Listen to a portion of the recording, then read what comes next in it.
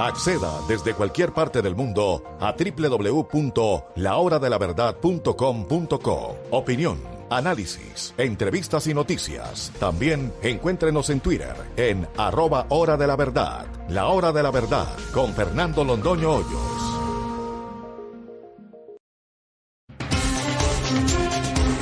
Metal Deck de Acesco, el entrepiso que se adapta a todo tipo de estructura en una presentación de Al Oído.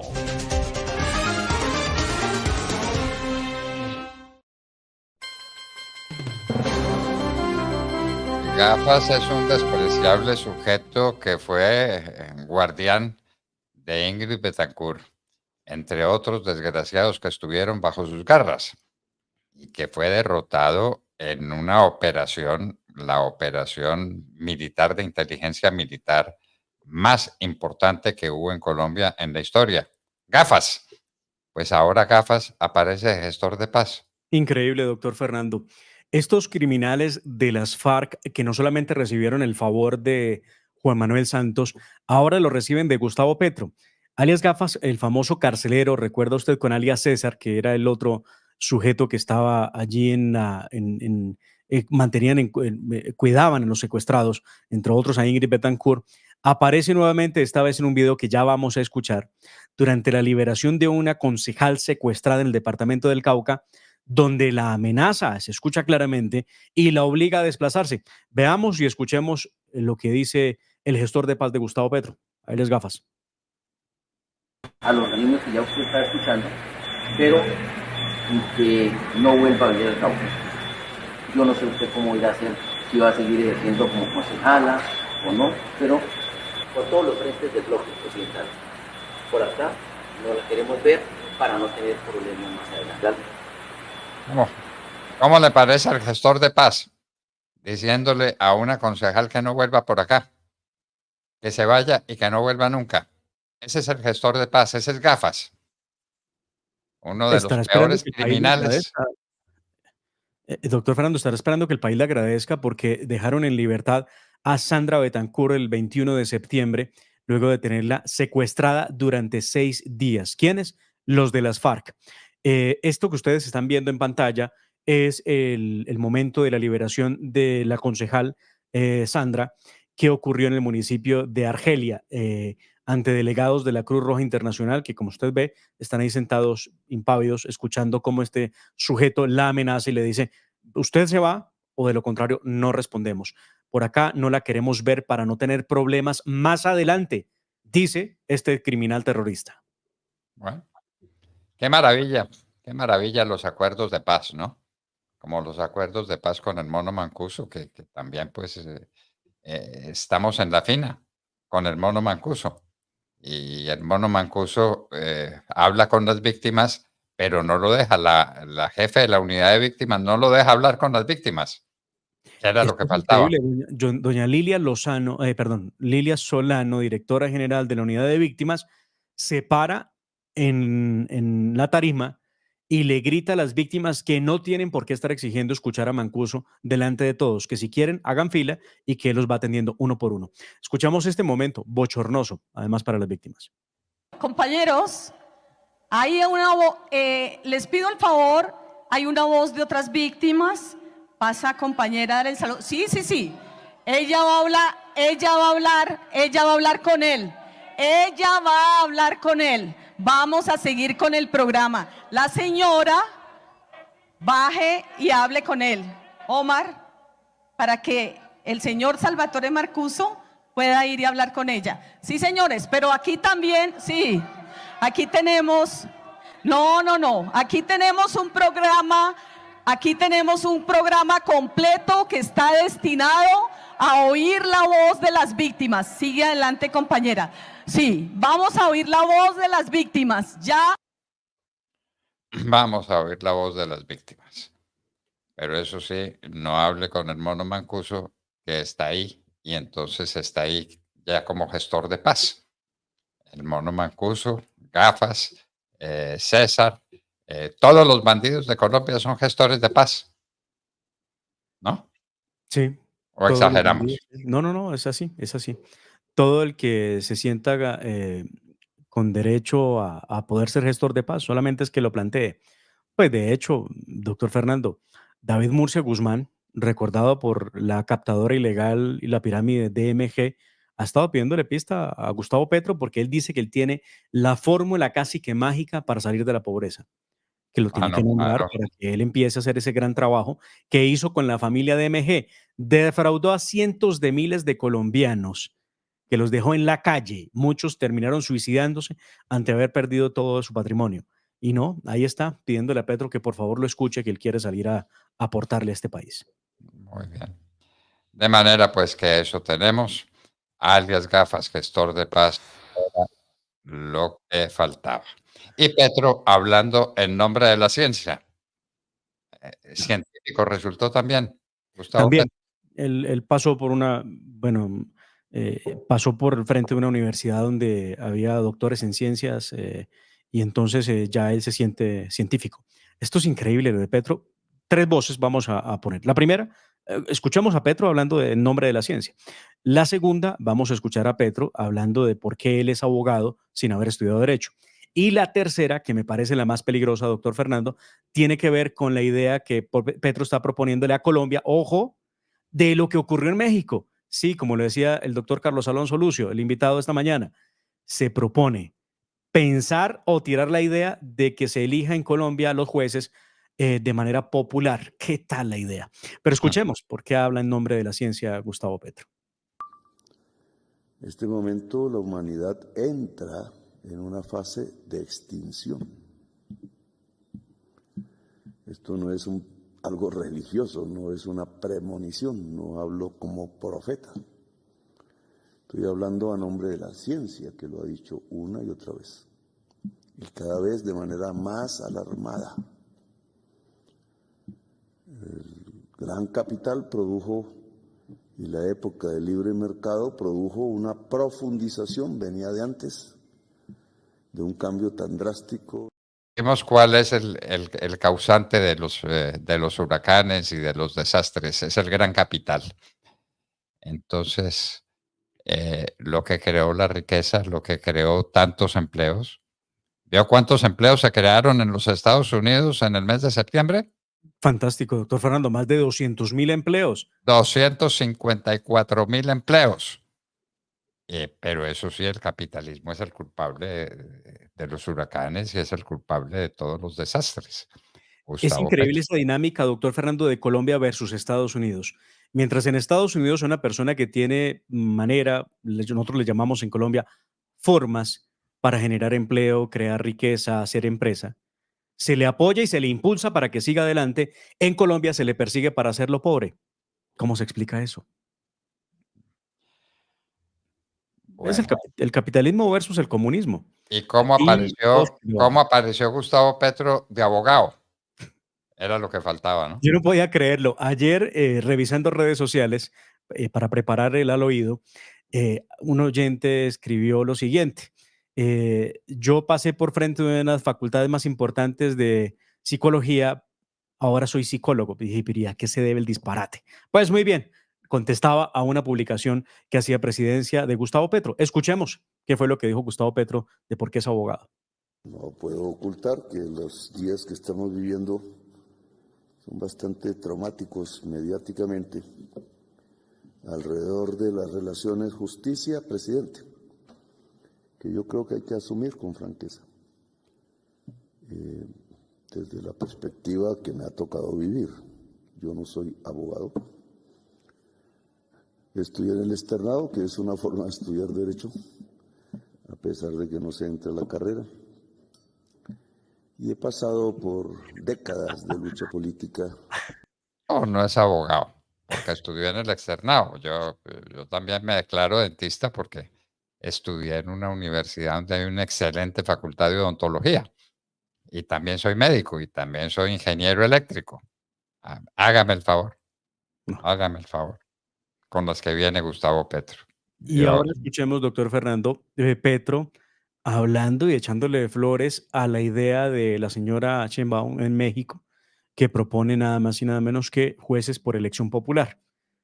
Esto fue lo que dijo Gustavo Petro ayer. ¿Por qué? ¿Y acaso la Constitución no habla de la igualdad? ¿Acaso lo que llamamos Estado Social de Derecho no es la igualdad como un principio rector de la mente jurídica, de la mente política, de la mente cultural? ¿O queremos permanecer en términos de desigualdades similares a la esclavitud, como pareciera ser? ¿Creemos que el pueblo se va a aguantar ad eternum la desigualdad, la exclusión? Yo soy el campanazo de que el pueblo no lo permite, si no es que se ha querido escuchar, porque a veces no se quiere escuchar el voto popular. Y es una discusión actual, permanente. México, no sé si equivocado o no, lo ha sentido tanto que ya lo propuso, la elección popular de jueces. Pero La elección popular de jueces. Vamos para allá, vamos para allá. La próxima propuesta de Gustavo Petro es elección popular de jueces. Jueces elegidos popularmente en el Caquetá, en Arauca, en el Catatumbo, en el Putumayo, en el Cauca, elegidos popularmente. Bueno, era lo que faltaba con este abogado, porque pasó por la Universidad Externado Colombia, donde hay una excelente facultad de Derecho. Entonces él es abogado. También es abogado. Prácticamente. Bueno, muy bien. Ay, no.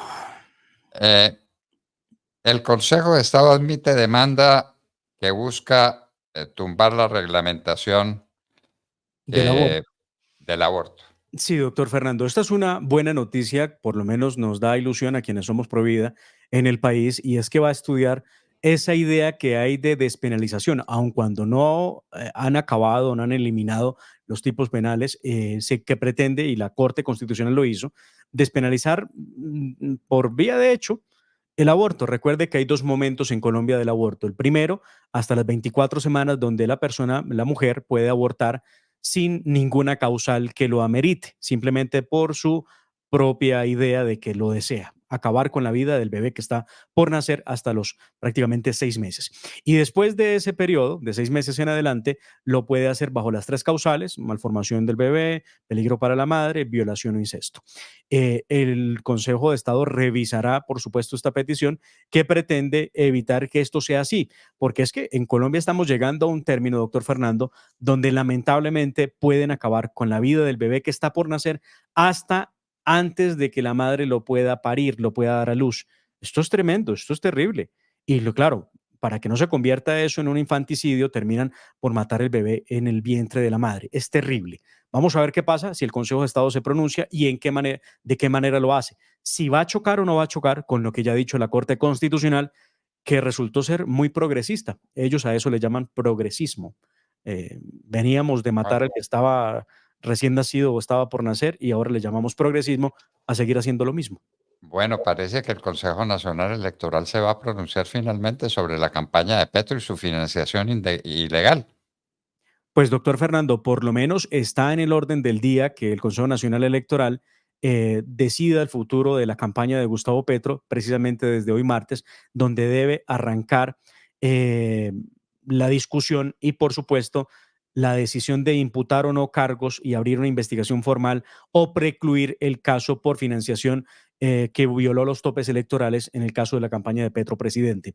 Recuerde que esa ponencia, presentada hace varios meses por los magistrados Benjamín Ortiz y Álvaro Hernán Prada, busca imputar cargos contra la campaña presidencial, no contra Petro, porque ese es el caballito de batalla que están utilizando los bodegueros. Decir que esto es un atentado contra Petro, no es cierto. Esto es contra la campaña de Gustavo Petro. De acuerdo a todo esto, con los hallazgos que han logrado establecer elementos claros donde se solicita que se abra la investigación por esas irregularidades en las cuentas de campaña. Vamos a ver si no aparece alguna cosa rara, porque cada semana que se intenta hay una recusación, hay un nuevo hecho, alguien se enferma, otros no van, otros piden el expediente, y recordemos que como estamos en Colombia, solamente hay un expediente que está impreso y solamente uno es el que hay para los 9 magistrados que tienen que discutir y tomar decisión sobre el tema. Entonces, cada que a un magistrado se le ocurre que debe conocer el expediente a fondo, pide que le pasen el expediente y el expediente queda paralizado. Sí, esa es la estrategia que han El utilizado. proceso queda paralizado. Por ahora, Petro arranca en el Consejo Nacional Electoral con 2 votos fijos, que son los votos del pacto histórico. ¿De quiénes? De las magistradas Alba Lucía Velázquez, recuerde que estuvo enferma unos días y fue la que solicitó hace 2 semanas el expediente porque quería revisarlo, y Fabiola Márquez, las dos que representan al pacto histórico en el Consejo Nacional Electoral. Vamos a ver si tiene otros magistrados de otros partidos que vengan a ayudarle a estas 2 magistradas para que el proceso de Petro termine precluido. Bueno, uno pensaría que en un país sin empleo, en un país con una informalidad galopante, en un país en la situación en que están la gran mayoría de los colombianos, se están yendo de Colombia, hablan de 1000, ¿no? De Sí, 1000 por día. sí, señor. Bueno, Sí, señor. muy bien, porque no tienen oportunidades en Colombia. Si hay una reforma laboral, es para facilitar el empleo, es para entusiasmar a los empresarios. Pues aquí se está haciendo una reforma exactamente para lo contrario, para que los empresarios tiemblen, tiemblen. Contrató a una persona, se queda a vivir con ella. Más o menos, sí, más o menos. Y una cantidad, doctor Fernando, de elementos que son propios del siglo pasado a mitad de siglo, de elementos laborales, y esta gente dice que eso es reivindicar los derechos del trabajador. Esto es tan absurdo como darse cuenta que el abuso le dio 1.033 millones a la campaña de Gustavo Petro y que Gustavo Petro quiere acabar con Ecopetrol. Es exactamente igual de absurdo. Aquí el peligro está en los empleos de Colombia, la generación. Y escuche usted lo que denuncia una de las representantes a la Cámara precisamente respecto de lo que sería uno de esos articulitos de la reforma. Aquí está la señora Jubinao explicando cómo no será necesario presentar una excusa médica para poder ausentarse del trabajo.